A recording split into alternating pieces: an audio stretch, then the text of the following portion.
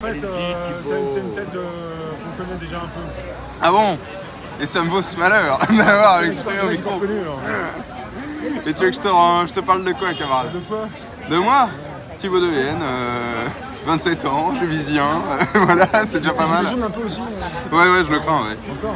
De quoi? Toujours, t'as toujours été généreux. Ah bah quand on l'a fait une fois, on le porte dans le cœur après, hein, qu'est-ce que tu veux? On porte les gilets en soi. Pour toi, c'est important aujourd'hui pour Jeanne d'Arc, déjà? Non? Oui.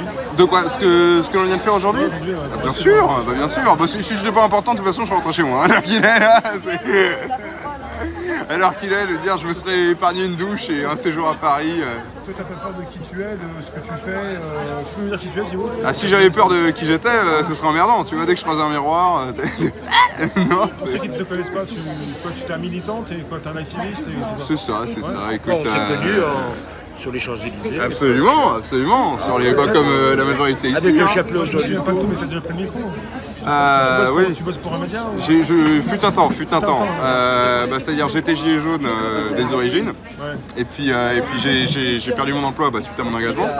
Et suite à mon engagement au sein des gilets jaunes. Ah oui, on a vu que tu étais engagé, ils ont dit non, tu peux pas... Voilà, c'est ça à peu près. Enfin, des engagements qui ne correspondaient pas peut-être à la ligne de l'éducation nationale, ce que je peux tout à fait comprendre. Ah, c'était l'éducation nationale. Ouais, enfin en privé sous contrat. Et quoi qu'il en soit, mon camarade Vincent Lapierre très aimablement a proposé de travailler au sein de son entreprise, au sein de sa structure pendant un temps. C'est intéressant? Ah oui, très. C'est bien passé entre vous? Très mal, extrêmement mal. Je suis... non, évidemment non, je suis resté 2 ans avec lui. On reste pas 2 ans avec une personne dont on trouve que sa démarche est stupide et que c'est un idiot, quoi. J'ai commandé, je te remercie. Ouais, je te remercie. C'est bien rappelé alors parce qu'ils arrivent chez toi. Non, ils ont du monde, C'est pour ça que je t'ai vu, ouais, c'est ça, comment il s'appelle ce média? Le média pour tous. Le média pour tous. C'est très inclusif, hein, n'est-ce pas? Donc, il y a plusieurs qui s'appellent le média, mais c'est pas lui, c'est le média pour tous. Ouais, voilà, c'est ça. Non, le média, c'est quelque chose de radicalement différent. Le média, plutôt rouge, là c'est plutôt rouge. Nous, c'est plutôt bleu, blanc, rouge. Donc, non, nous, c'est ce qui avait d'intéressant d'ailleurs au média pour tous. C'est qu'à la différence du média, qui lui est un organe de presse quasiment affilié aux Insoumis, nous, on avait au sein du média pour tous, donc Vincent, lui, qui est plutôt de sensibilité, on va dire, bolivarienne, très socialiste, etc. Donc moi-même qui penche plutôt pour le royalisme, pour l'école contre-révolutionnaire, et un troisième camarade qui lui était de tradition politique anarchiste. Et du coup ça offrait des points de vue assez différents, assez multiples et assez contradictoires, c'était intéressant. Avec chacun notre coloration en collaboration pour la France, quoi. Donc, c'est pas forcément simple puisque j'ai même suivi des fois comment il s'appelle, Vincent Lapierre, il n'était pas forcément tout le temps bienvenu partout. Oui, c'est le moins qu'on puisse dire, 12 euphémismes. Je sais qu'il était là aussi avec pas trop de moi quand on était aussi sur les gilets jaunes, au début surtout. Moi je sais pas s'il a continué, toi t'as continué un peu plus? Ouais, non, on a continué ensemble, à la différence que Vincent y allait en tant que, si j'ose dire, dans une démarche à la fois militante, mais dans une démarche aussi salariale, si j'ose dire, hein, qui est tenir une ligne de conduite, être présent sur le terrain pour relater ce qui s'y passe. Moi j'y suis allé avant tout en tant que militant, puis après également en prolongement de cette démarche militante, en tant que reporter, si j'ose dire. Voilà, mais non, moi l'origine purement militant.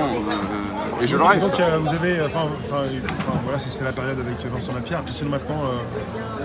Maintenant, Civitas c'est pas mal, nos camarades d'aujourd'hui. Ah non, pour le coup, je suis dans un truc radicalement différent que je fais pas. Civitas, ça ne dérange pas, il y a des gens qui ne supportent pas Civitas, et il y a toujours des étiquettes, c'est pareil. Mais il faut des ennemis.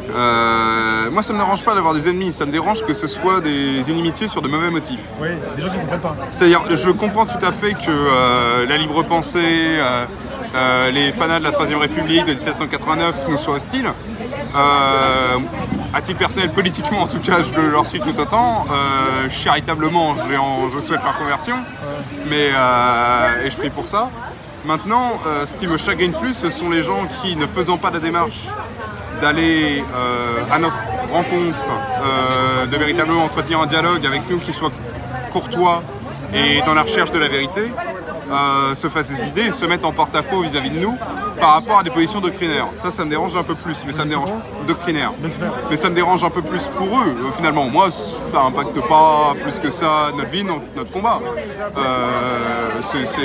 C'est dommage pour eux. Parfois, c'est de la bêtise, ou l'incompréhension. Les gens qui font pas d'efforts pour réfléchir. Moins que de la bêtise, parce que la bêtise, elle a bon dos, c'est de la lâcheté. C'est-à-dire, mais moi, je connaissais ça par cœur. J'étais parti communiste à 15 ans. Ah oui. J'ai pris ma carte parti communiste, j'avais 15 ans. Et j'étais plein de certitudes, mais comme je le suis aujourd'hui, c'est un défaut de l'humain. Mais t'as appris de tes erreurs, tu sais bien que t'as encore des certitudes, mais que ça peut bouger un peu. C'est ça, faut un minimum d'humilité par rapport à ça. Quand on est dans la... Bah, j'ai vieilli quoi, mais dans la... Non, mais quand on est dans une quête d'un absolu, d'une vérité, on doit s'autoriser, même s'obliger, d'aller contre soi et contre ses mauvais instincts et d'aller chercher la vérité, où qu'elle soit. Et les gens qui ne font pas cette démarche par confort, c'est-à-dire qui restent dans un conformisme, de l'anticonformisme, à militer dans leur chapelle et qui nous vouent hégémonie pour je ne sais quelle raison, mais y compris les nôtres d'ailleurs, qui font la même démarche à l'égard de l'extrême gauche, je trouve ça regrettable parce qu'on ne progresse pas politiquement, on ne progresse pas charitablement et surtout on fonctionne dans une machinerie qui est celle des partis, qui est précisément celle de notre soumission. Après, c'est un business aussi, il y en a qui gèrent aussi des business, enfin des partis ou des clans, mais ça, c'est les regarde de manière salariale. Ouais, des façons de penser, mais il y a des business aussi. Ouais. Mais ça, c'est pour les salariés des partis politiques. Pour les militants, on n'est pas tributaire d'un modèle économique. On a notre activité à côté.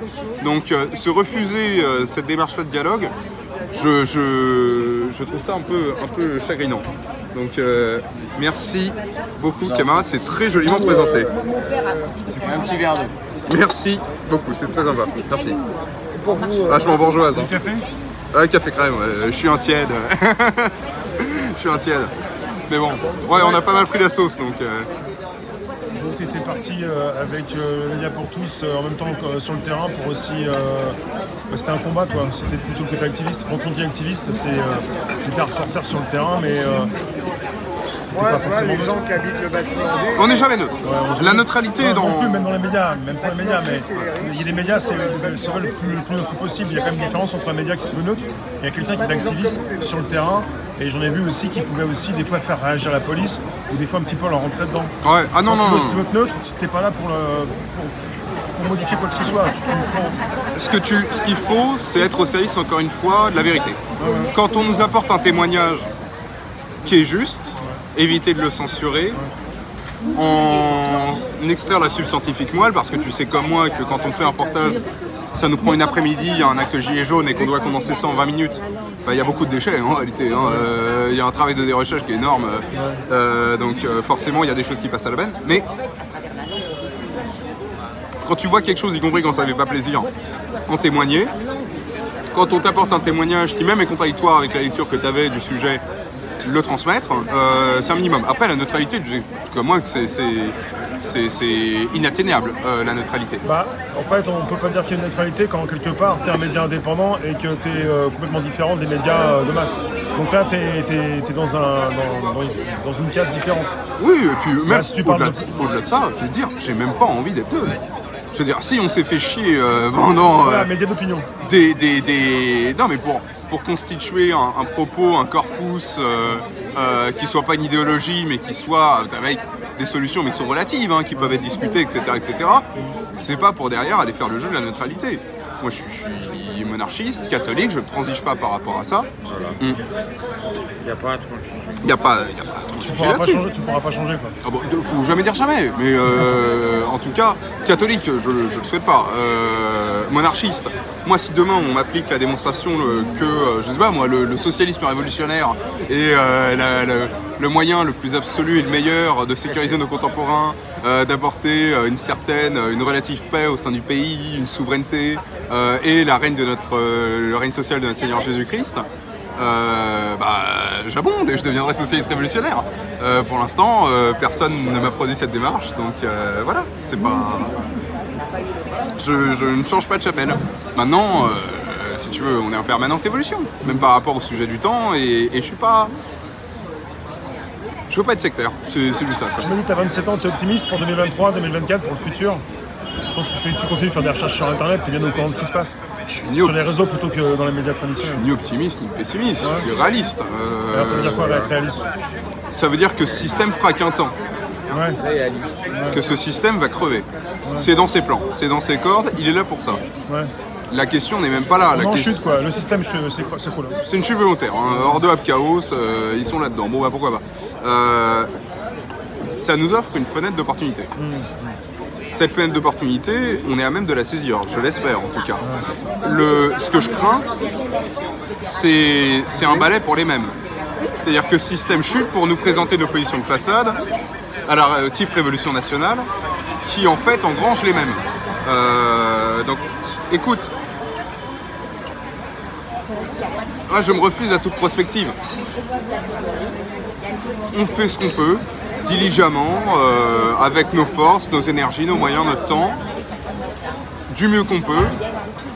Les hommes se battent, Dieu donnera la victoire, à qui de droit. Et si je serais évidemment le premier effondré si notre lutte ne parvenait pas, mais l'on ne se bat pas dans l'espoir d'un succès. C'est bien plus beau lorsque c'est inutile, tu sais, c'est cyranesque. Mais non, mais on ne sait jamais. Qui pouvait supputer lors de l'acte 1 des Gilets jaunes que ça allait donner ce que ça a donné? Qui pouvait supputer que jour de colère allait faire quelque chose? Et parfois, c'est frustrant, mais on va enchaîner voilà, dans une semaine, 3, 4 rendez-vous militants et il va rien se passer. Et parfois, on va planifier un truc à la ZOB, on va se rendre là-bas, etc. Et c'est formidable, tout se passe bien, et on fait de l'apostolat, et c'est incroyable, etc. On ne sait pas, on ne sait pas. Donc, par contre, la seule certitude à laquelle je suis, que j'ai chevillé au corps, c'est que si on ne fait rien, il ne se passera rien. Donc, la balle est dans notre camp. Tu continues d'être sur le terrain, tu filmes encore? Toi, avec ton téléphone, t'as envie de filmer? Non, moi j'ai vraiment fait ça pour... T'as pas besoin de filmer là? T'as jamais eu envie de filmer ni un téléphone? Ni envie, ni besoin. Moi je l'ai fait parce que ça me faisait plaisir, parce que ça m'a procuré une occupation utile, parce que c'est un travail militant. Je l'ai fait comme j'ai pu, avec mes outils. Maintenant c'est ni ma vocation, ni mon talent, ni quoi que ce soit. Je suis pas doué nécessairement là-dedans. Tu passes à autre chose? Tu m'as dit pendant 2 ans? Ouais, c'est ça. Donc tu passes à autre chose. Ouais, c'est ça. Non, mais c'est une des facettes du travail militant. Tout comme coller, planifier, déposer les manifs, faire les tracts, faire la littérature, aller dépêcher les mecs. Tout ça, c'est du travail militant. Moi, il n'y a pas de... Il n'y a pas de distinguo. C'est comme une armée. Hein. Il y a différentes attributions.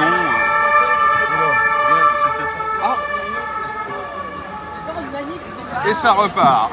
Merci Thibaut. Écoute, merci à toi. Force.